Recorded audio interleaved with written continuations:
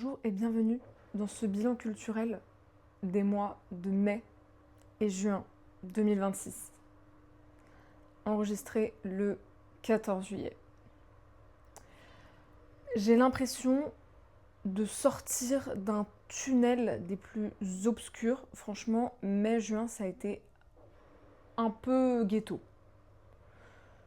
J'ai un peu eu le sentiment de me faire rouler dessus par la vie, à tel point qu'arrivé le 20 juin, quand je me suis rendu compte que je n'avais pas fait mon bilan du mois de mai, je me suis dit qu'à cela ne tienne, je le ferai fin juin, je ferai les deux en même temps, et que là on est déjà le 14 juillet et que ça n'a toujours pas été fait. Là franchement, pas facile.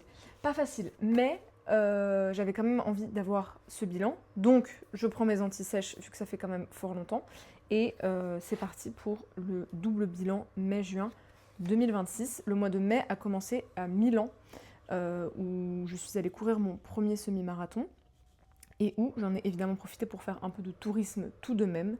Donc on est allé au Duomo, c'est absolument exceptionnel comme lieu et comme architecture, c'est incroyable. Nous sommes allés au lac de Côme, magnifique. Franchement, ça mériterait de partir en vacances juste au lac de Côme, tellement il y a de choses à voir.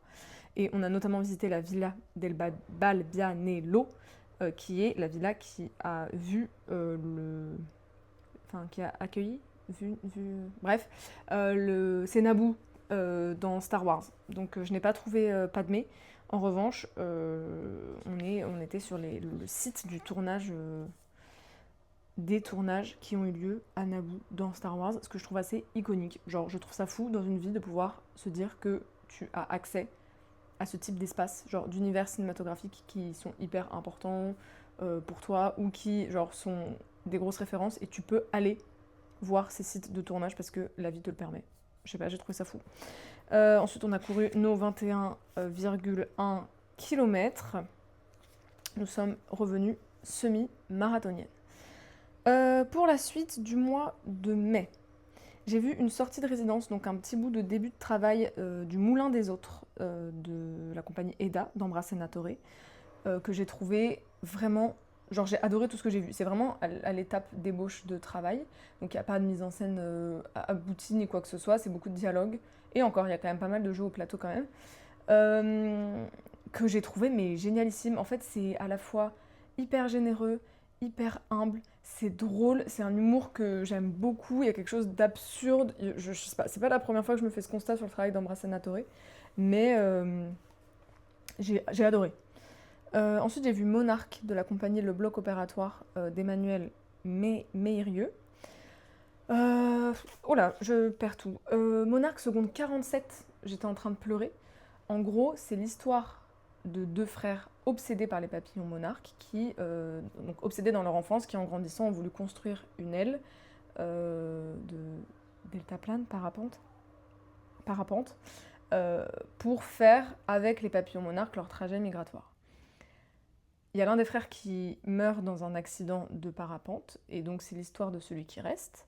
Et en parallèle, il y a l'histoire des migrants sur la Bestia, qui est le train qui traverse le désert, et pas que le désert, forêt, etc., entre le Mexique et les États-Unis. Et donc tous les migrants et migrantes qui tentent de passer la frontière par ce train, particulièrement meurtrier, extrêmement violent, extrêmement dur, etc. Et dont le papillon monarque est aussi devenu un symbole parce qu'il fait ce même trajet migratoire. En gros, le papillon monarque, il migre entre le Mexique et le Canada.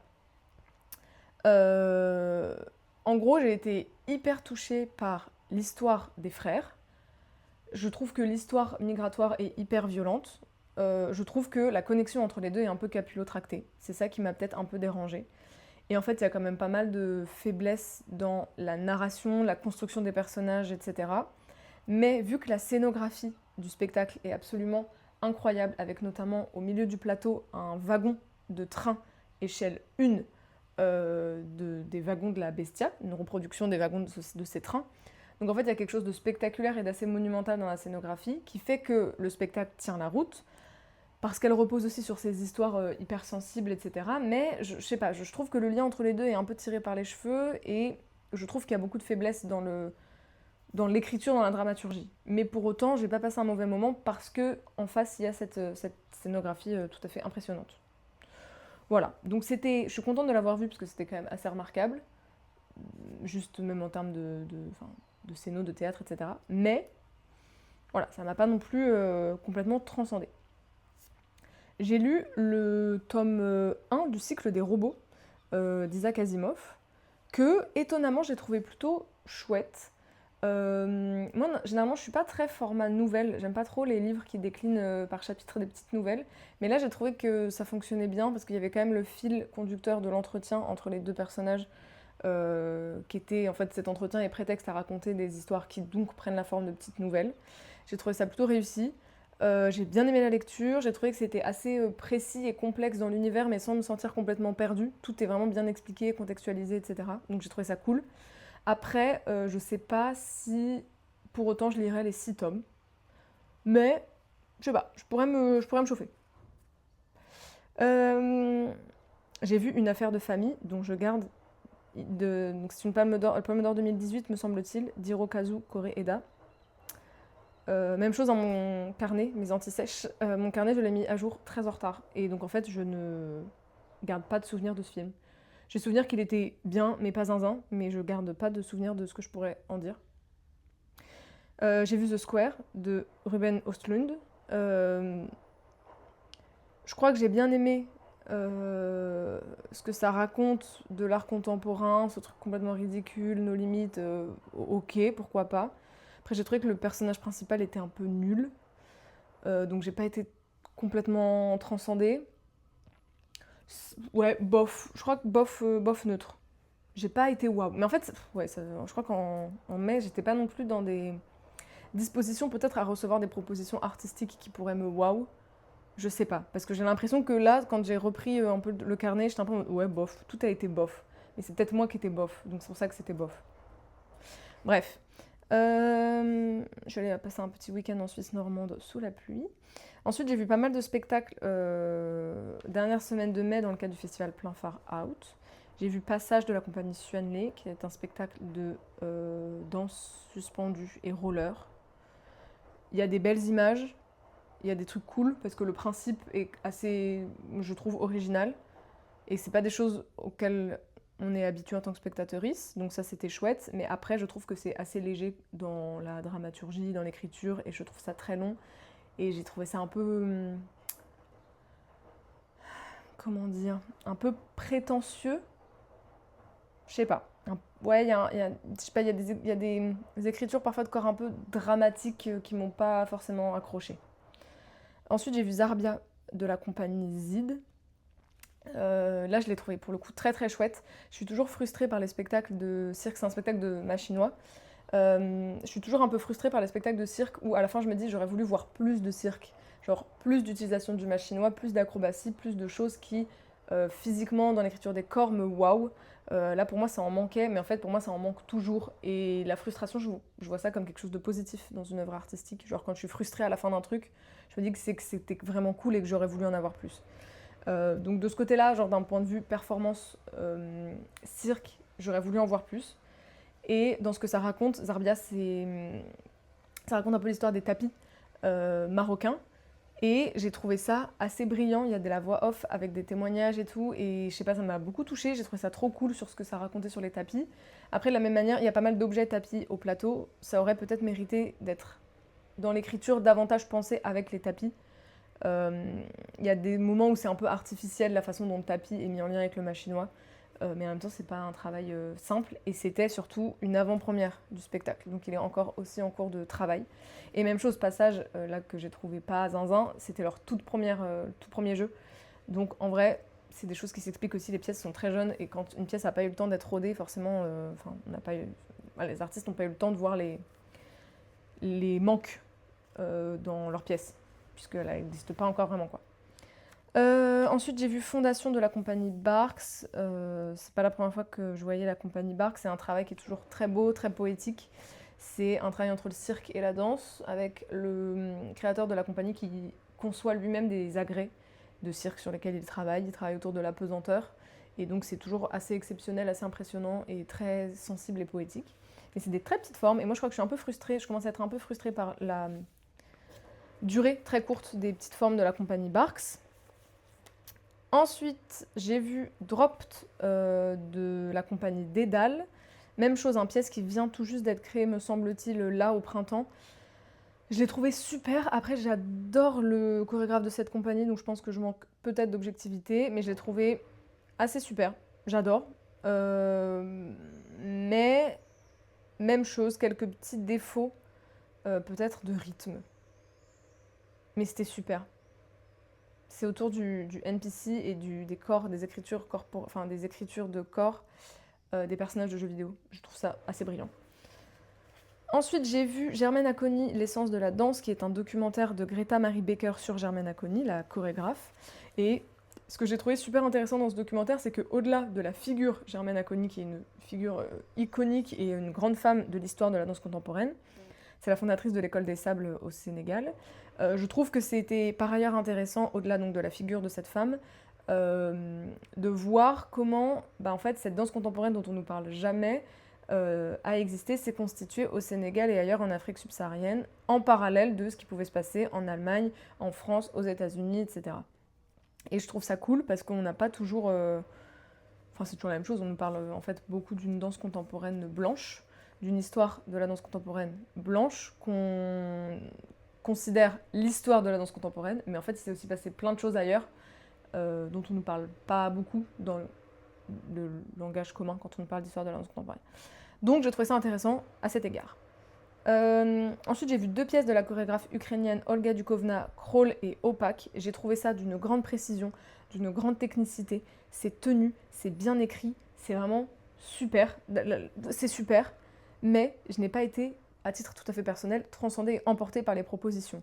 Une fois de plus, je pense que c'est aussi mon état de fatigue et d'être du mois de mai qui a fait que je n'ai pas été complètement disponible à recevoir ce spectacle, mais en tout cas, je l'ai trouvé objectivement, enfin, je les ai trouvés, parce qu'il y a 2 pièces, objectivement très très réussi. Et ensuite, et je crois enfin, Rouge Merveille, compagnie Rhizome, brillantissime. C'est une acrobate mélusine de son prénom qui est suspendue pendant 35 minutes, enfin, pas exactement parce qu'elle elle monte son agrès et ensuite elle s'y suspend. Un agrès inventé de toutes pièces. Moi je trouve ça assez chouette les compagnies quand même qui font de l'écriture circassienne et qui vont au-delà de se saisir des agrès de cirque classique qui ont été appris à l'école, mais inventent des agrès pour inventer des écritures sur des agrès qui n'existent pas à la base. Je trouve ça assez génial. Et donc là c'est un agrès plutôt très chouette, il est rouge, puisque rouge merveille, en forme de stérilet un peu. Et donc elle y est suspendue, il y a un rapport aussi à la poésie, à la littérature qui est très chouette, j'ai adoré. Voilà, c'était super. Et pour finir le mois de mai, j'ai regardé Your Name, le film d'animation de Makoto Shinkai. En fait, je vais dire la même chose sur tout ce que j'ai fait au mois de mai. J'ai été assez touchée, et je m'y attendais pas trop, à l'histoire des personnages et à cette rencontre impossible. Ça m'a plutôt touchée, mais j'ai pas non plus, une fois de plus, été transcendée par la proposition, comme pour tout le reste, j'ai l'impression, du mois de mai.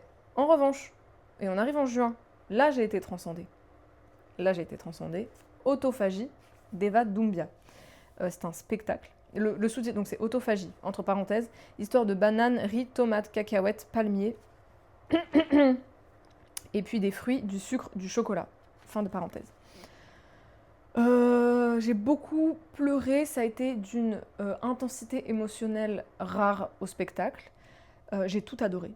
J'ai vraiment tout adoré. J'ai trouvé que tout était brillant, tout est puissant, c'est incisif, c'est bien écrit, c'est intelligent, c'est exceptionnel. La mise en scène est assez impressionnante, bien fichue, bien pensée. Pourquoi autophagie ? En fait, la position d'Eva Doumbia, elle parle d'autophagie parce qu'elle nous dit que en consommant, en mangeant des produits, donc notamment ceux qu'elle décline entre parenthèses, des produits qui contribuent à l'exploitation des terres, des corps et des vies des personnes du continent africain et du continent sud-américain notamment, qui est une exploitation post-coloniale de ces ressources humaines et naturelles, En tant que personne non blanche, c'est comme si on se mangeait nous. Parce que c'est comme si on mangeait les corps exploités pour que cette nourriture arrive jusqu'à nous. Et donc en mangeant ces corps, on se mange, parce qu'on est ces corps. La réflexion, elle est hyper pointue et hyper bien présentée. Mieux que moi, je ne suis en train de la présenter. Et c'est ça qui est intéressant, c'est que c'est assez complexe et pointu, mais pourtant c'est très facilement transmis. Et en fait, c'est vraiment tout un questionnement sur l'alimentation, sur le rapport à la nourriture et au fait même de se nourrir, et qui est une interrogation à la fois éthique, c'est-à-dire que manger des bananes, qu'est-ce que ça raconte en termes d'éthique, mais aussi philosophique. Qu'est-ce que ça représente de manger? Qu'est-ce que c'est que se nourrir? Parce que en fonction d'une société à l'autre, il y a un rapport quand même plus ou moins pensé, réfléchi, important à la nourriture. Il y a celles et ceux qui se nourrissent parce qu'il faut manger, et il y a celles et ceux pour qui la nourriture c'est de l'ordre du sacré, et pour qui manger, faire à manger, cuisiner, partager la nourriture, c'est pas anodin. Et je trouve ça hyper intéressant sur comment ça questionne aussi les individus qui reçoivent ce spectacle en tant que personnes, sur leur propre rapport à ça et à l'alimentation et aux articles de consommation non éthiques. En fait, on a une alimentation qui n'est pas éthique à partir du moment où on exploite des corps et des terres pour avoir, nous, des avocats ou du chocolat dans notre assiette, quoi. Et je trouve ça, tellement intéressant. Et vraiment, au-delà de la réflexion et à quel point je l'ai trouvée intéressante, j'ai trouvé le spectacle extrêmement touchant. Et moi, ça m'a vraiment bouleversée dans la manière dont les choses sont amenées. C'est beaucoup de témoignages des interprètes, c'est beaucoup d'histoires personnelles aussi. Et c'est, mais... Enfin, parce qu'à la fin, on partage un repas, parce que pendant tout le spectacle, Alexandre, je crois son prénom, qui est un chef camerounais, cuisine pendant toute la pièce, et a cuisiné avant de toute évidence, et pour partager avec le public à la fin un repas. Et t'as un truc où t'es avec ton assiette face à toi et tu te dis waouh, mais quelle légitimité je peux avoir à manger ce mafé végétarien qu'Alexandre vient de nous cuisiner, et en même temps, c'est tout le principe aussi de ce que te raconte le spectacle, de cette importance de la nourriture, de la partager, etc. Bref, brillant. En juin, je suis partie faire une retraite de lecture, donc je suis partie quelques jours me mettre au vert pour lire des livres et rien d'autre. Donc j'ai lu. J'ai lu Tant que fleuriront les citronniers de Zoufla Katou. Je trouve ça toujours très intelligent. Les romans qui pourraient être des essais, tant la réalité dépeinte est pertinente, claire, réelle, palpable, quoi. Parce que le roman, ça concerne plus de gens, le roman, c'est plus accessible, et c'est quand même un outil qui est plus facilement diffusable qu'un essai qui peut moins concerner peut-être de gens. Donc je trouve que le livre est très réussi à cet égard, parce que la réalité qui nous est dépeinte, c'est une réalité réelle, ce n'est pas une fiction. Alors oui, c'est une fiction, mais c'est pas vraiment une fiction. C'est romantisé, et je trouve que ça fonctionne très bien. Je trouve que c'est vraiment bien écrit. Alors bien écrit / traduit, parce que c'est toujours la même chose quand on lit des traductions. En réalité, est-ce qu'on peut parler de bien écrit? Je sais jamais trop. Bref, en tout cas, j'ai beaucoup aimé l'écriture. J'ai beaucoup aimé l'histoire. Alors même que moi, a priori, les romans, je suis pas... Voilà, mais en fait, il est question de ça sans qu'il soit que question de ça. Je trouve que le mécanisme de culpabilité est hyper bien mis en œuvre. Et le fait qu'il n'y ait pas de bon ou de mauvais choix, c'est vraiment ce qui... En fait, la question, elle est de partir ou pas, de quitter ou pas un territoire en guerre, en l'occurrence la Syrie. Et le sujet, c'est faut-il partir? Faut-il pas partir? Partir, rester, oui, non, pourquoi? Pour qui? Pourquoi? Voilà, c'est quand même hyper intéressant, et le fait surtout que la conclusion, c'est qu'en fait, il n'y a pas de bonne solution, il n'y a pas de bonne réponse à cette question. Partir, oui, tout est légitime, partir, non, tout est légitime, et c'est ça qui est quand même hyper intéressant, et donc tout le mécanisme de culpabilité, de se dire, en fait, il n'y a pas de bon choix à faire, malheureusement. Et ce qui est aussi hyper intéressant, c'est tous les mécanismes psychiques de protection que le cerveau met en place pour survivre au drame et pour survivre à des situations auxquelles l'être humain n'est pas censé survivre. Et ça, c'est hyper intéressant. Il y a quand même pas mal de gros twists narratifs qui, moi, m'ont vraiment... j'ai été surprise par tout, quoi. J'ai rien vu venir de tout ce qui se passe. Et c'était vraiment brillant. Et je crois sincèrement que en fait, c'est ce genre de livre qu'il faut étudier en classe de première pour le bac de français. C'est pas genre Bellamy. Et il y a un truc où tu te dis, mais pourquoi c'est d'une importance... Enfin, c'est d'une importance capitale. Pourquoi c'est pas ça qu'on met entre les mains des jeunes gens en France? Voilà, j'ai également lu les tomes 1 à 7 de Nausicaa de la vallée du vent. J'étais un peu confuse, mais en fait, je pense que j'ai eu la réponse plus ou moins. Parce que pour moi, ce que ça raconte, ça n'a rien à voir avec le film. Mais en fait, on m'a dit que le film s'arrêtait au tome 3, je crois, un truc comme ça. Ce qui fait sens dans ma réflexion, dans ce que je me suis dit. Bref, en tout cas, j'ai été, je crois. Je sais pas si j'ai été déçue. En fait, je pense que oui, j'ai été déçue parce que j'avais des attentes de me dire exceptionnel de lire du Miyazaki, qui a écrit Nausicaa avant de faire le film et tout. Trop bien. Et en fait, bof. J'ai pas été waouh parce que c'est beaucoup de scènes de combat, de guerre, de violence, de. J'ai pas été waouh. Je suis contente de les avoir lus et je suis contente de les avoir lus d'une traite comme ça, un peu comme une grosse histoire, enfin comme un gros. Bref, d'avoir enchaîné les 7 tomes. Mais ouais, en toute transparence, ça m'a fait du mal de l'admettre, mais je crois que j'ai été un peu bof. Et ensuite, j'ai lu La Grande Méthode de Louisa Yousfi, qui raconte l'histoire d'une famille d'origine algérienne qui retourne en Algérie pour enterrer le père. À peine je l'avais terminé que déjà je voulais le relire. C'est brillant. C'est brillant et je trouve ça toujours très curieux, assez super et en même temps un peu terrifiant de se lire dans les mots d'une autre personne. Genre, la vie de Louisa Yousfi, c'est pas ma vie, mais en même temps, l'histoire de Louisa Yousfi, c'est mon histoire. Et je trouve ça fou parce que j'étais vraiment à me dire, alors à une génération de décalage quand même, mais je l'ai lu en me disant, tout y est. Tout y est. Tout. La question de la langue, la question de la terre, la question des fratries qui se déchirent sur des maisons, la question du silence, la question du poids d'un héritage auquel on n'a pas vraiment accès, parce que le silence, de tout ce qui est tu, de tout ce qui n'est pas dit, la question des fantômes, et non pas des fantômes morts, mais des fantômes que les vivants se traînent. Franchement, tout, voilà, c'était assez super. Et vraiment, j'ai très envie de le relire. Il se lit assez facilement en plus. Et je pense que je vais le relire cet été. Parce que trop bien. Trop bien. J'ai écouté l'album Made in France de Medine. Je crois que j'ai plutôt bien aimé. Et je vais le voir en concert à la rentrée. Donc je me suis dit que j'allais explorer sa discographie. Parce que je pense que ça peut me plaire. J'écoute pas vraiment de rap. Mais je pense que ce qu'il raconte peut m'intéresser. Ensuite, j'ai vu le film Les Citronniers d'Eran Riklis. Rien à voir avec le livre, le temps que fleurira les citronniers, mais marrant, enfin pas marrant, mais voilà, bref. Qui raconte l'histoire d'une femme palestinienne qui vit seule, puisque veuve, sur son exploitation de citronniers et qui voit sa vie bouleversée par l'arrivée en voisin du Premier ministre israélien. Et donc la nécessité pour Israël de détruire les citronniers de la Dame pour des raisons de sécurité de ce Premier ministre. La chose que j'ai beaucoup aimée, c'est la façon dont les choses sont filmées et le développement du rapport sensible au sens de sens, genre palpable, des sens dans la réalisation. J'ai trouvé que c'était vraiment très sensoriel.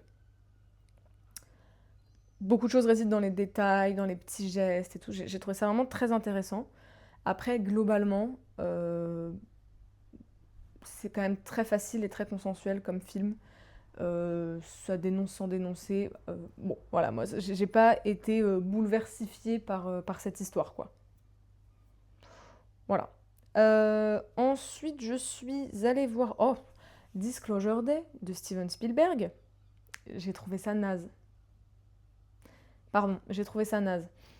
En fait, moi je trouve que ce qui est intéressant dans l'histoire et dans la narration, c'est la réflexion autour de l'humanité et de se dire, faut-il ou pas que l'humanité sache qu'il existe une vie extraterrestre. Ok, ça c'est la question de base. Il y a les défenseuses du Les gens méritent de savoir, et il y a les défenseurs qui sont présentés comme les gentils militants et militantes, et les défenseureuses du les gens ne peuvent pas savoir, l'humanité n'est pas capable de traiter cette information, il ne faut pas que les gens sachent, qui sont présentés comme les méchants complotistes. Enfin, les méchants complots, et bref, t'as compris.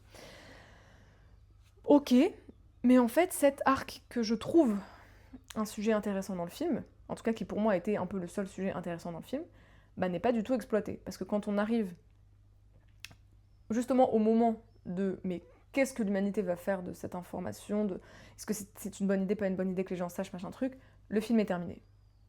Donc le film il déroule pendant super longtemps pour que ce qui moi me paraissait intéressant clôture le film sans élucider, enfin sans explorer vraiment le sujet. Donc j'ai trouvé ça un peu naze. Et la réalisation, en fait j'essaye de me dire que c'est une forme de... Je sais pas si satire c'est le mot, mais genre une forme de caricature du cinéma hollywoodien américain. Parce que là, franchement, les scènes d'action, en fait, j'ai trouvé tout mal filmé parce que trop cliché.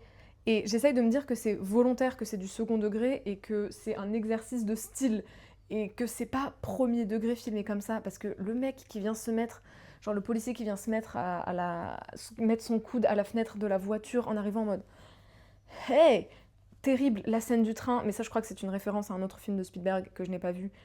Terrible, les scènes d'action, les scènes de... Terrible, terrible. J'ai trouvé tout terrible dans la réalisation, ça m'a pas du tout parlé. Alors, j'espère sincèrement que c'est du second degré et un exercice de style, et auquel cas, c'est juste que je suis pas réceptive à le cinéma qui fait du cinéma. Euh, Ou alors, je suis juste pas réceptive à ce cinéma, qu'il soit premier ou second degré, mais je sais pas, c'est pas une réalisation qui m'a... Et l'image en soi, les couleurs et tout, ça m'a pas waouh. Donc franchement, tellement long pour tellement peu. Voilà, c'était un peu violent. Désolée, Steven. Ensuite, je suis partie randonner pendant une semaine, c'était génial. Du coup, j'ai lu dans le train pour aller et revenir de ma randonnée. J'ai lu Sensibilité de Tania de Montaigne qui raconte l'histoire. Donc, il y a un fait divers qui se passe dans la société où un auteur est agressé à coups de couteau par un lecteur qui a vu sa sensibilité heurtée par les propos et le livre de ce monsieur. Donc, en gros, il s'est vengé. Et il y a une dame qui travaille dans une maison d'édition qui est genre affolée par ce fait divers et qui se dit mais nous en tant que maison d'édition, notre devoir est de faire en sorte de ne pas heurter les sensibilités. Et donc c'est l'histoire de cette femme qui va tout mettre en œuvre pour que les livres qui paraissent dans la maison d'édition n'heurtent pas la sensibilité. Et j'ai adoré. Je l'ai dévoré, j'ai trouvé ça super. En fait j'ai été directement conquise par l'écriture, le rythme et le ton qui sont un peu spécifiques. Je pense que c'est soit on aime, soit on déteste, mais moi j'ai adoré, et du coup j'ai beaucoup aimé la façon dont ça le raconte et ce que ça raconte. Super. Et ensuite j'ai lu Soleil amer de Lilia Hassane. Hassane ou Hassane, je ne sais pas. Qui raconte l'histoire d'une famille issue de l'immigration qui arrive en France dans les années 60. Dans ce que ça raconte, ça me raconte pas, moi ça m'apprend rien, ça m'a pas waouh sur... Enfin l'histoire je la connais, ok, ça voilà. Mais il y a des choses qui... En fait, j'ai trouvé que c'était irrégulier dans l'écriture, en tout cas dans l'intérêt que moi j'ai porté à l'écriture. Je l'ai un peu vécu en dents de scie, c'est-à-dire qu'il y a des moments où j'étais un peu genre, bon ok là on commence à s'ennuyer, ça déroule sur un peu longtemps des choses qui m'intéressent bof, où je décroche un peu. Et il y a eu des moments de gros hype, de ok là j'adore soit le twist narratif qui est pris, soit la façon dont les choses sont présentées, parlées, etc. Mais souvent ces moments-là étaient trop peu exploités. Et en fait, et je sais que c'est beaucoup par pudeur, parce qu'il y a tout un tas de sujets qui auraient pu être développés mais qui auraient nécessité de sortir d'une forme de pudeur extrême dans laquelle je trouve est dans ce livre, c'est l'écriture de Lilia Hassane. Mais j'ai été frustrée. Et encore une fois, la frustration, c'est quelque chose de positif. C'est-à-dire que j'ai bien aimé ce que j'ai lu, mais juste j'aurais voulu en avoir plus. Donc c'est en soi une forme de positif. Mais j'ai été frustrée parce qu'il y a plein de moments où j'étais en mode « Ok, là c'est trop bien où on va », et en fait elle déroule que sur 3-4 lignes, alors qu'avant elle m'a déroulé sur 4 pages, un truc que je trouvais moins intéressant. Donc pour moi c'est un peu irrégulier. Mais je suis quand même contente de l'avoir lu, mais c'est pas une lecture qui va rester avec moi toute ma vie, quoi. Contrairement à la grande méthode. Et enfin, pour terminer ce double bilan, j'ai vu L'étrangère de Gaia Gigi, qui est un film sur une femme syrienne, je crois, qui... Oui, je crois qu'elle est syrienne. Une réfugiée syrienne qui arrive en France. Et donc le parcours d'exil de cette femme, mais surtout la vie de cette femme qui, une fois arrivée en France, se bat pour obtenir un statut et faire venir son fils, puisque son mari a été emprisonné dans des conditions très obscures auxquelles on n'a accès à rien. Est-il en vie, n'est-il pas en vie, tout ça, tout ça. J'ai été un peu déçue. En fait, j'ai voulu à tout prix pendant tout le film me dire ok, c'est tellement important comme thématique et comme sujet que c'est super, c'est super. En fait, non, il y en a quand même plein des films qui racontent des récits d'exil et il y en a qui le font mieux. Voilà, désolée de le dire. Ça m'a fait un peu mal au cœur. Après, il est important et il est à voir quand même, hein, et à défendre, et faut faire des entrées sur ce film. Évidemment. En revanche, la réalité, c'est quand même que j'ai été un peu déçue. En fait, j'ai pas été convaincue par le plot un peu qui est au cœur. Enfin, il y a il y a une romance qui est au cœur de ce film qui m'a un peu contrariée. Pour ne pas dire beaucoup contrariée, voire un peu énervée. Euh, voilà, j'ai trouvé que ça n'approfondissait pas forcément des aspects qui, moi, me paraissaient plus importants et intéressants à exploiter que cette romance au cœur de l'histoire. Voilà.